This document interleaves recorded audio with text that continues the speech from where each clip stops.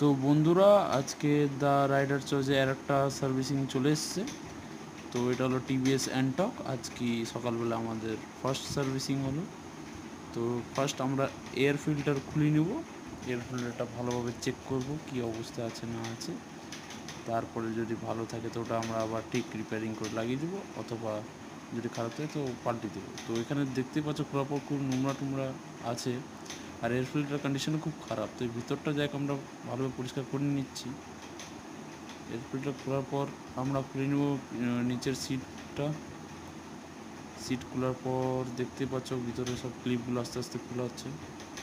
Fuel পাম্পের ক্লিপগুলো সব আস্তে আস্তে 1 বাই 1 খোলার পর ভিতরেও দেখতে পাচ্ছ কত নোংরা আছে।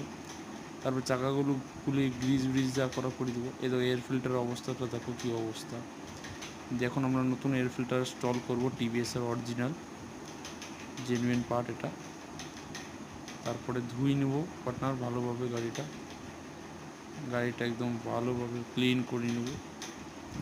ক্লিনার দিয়ে ভালোভাবে ভিতর আউটসাইড এটাই। তারপরে এয়ার ফিল্টারটা এই যে বাজেটা আর এটা ভালোটা, এবার এটা আমরা ইনস্টল করব। দেখতেই পাচ্ছ কি অবস্থা এয়ার ফিল্টারে। ইনস্টল করার পর লাগিয়ে দিলাম ভালোভাবে এয়ার ফিল্টার।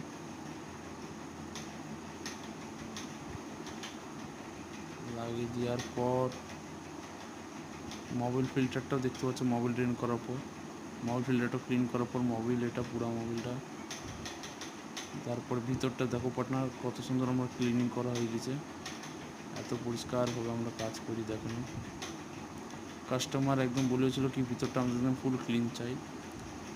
আমরা পুরো পিছনটা খুলে একদম ভালো ওয়াশ করে আবার সেটিং করে দিচ্ছি ঠিকঠাক পারফেক্ট যেরকম সেটিং। দেখো একদম ফুল ক্লিন করা হয়ে গেছে, কোনো মাটি কিছু পাবো না ঠিকঠাক করে। দিয়ে ক্যাস্ট্রলের মোবিলে আমরা বেশি ইউজ করি, তো ক্যাস্ট্রলই মোবিল ঢালা হলো, দেখতেই পাচ্ছ তোমরা সবাই। দিয়ে ভালোভাবে আবার ওটা মুছে টাইট করে দেবো, যেন আর ওটা বেরিয়ে যায় না খুলে। ওটা মুছে ভালোভাবে টাইট করে দেবো। তারপরে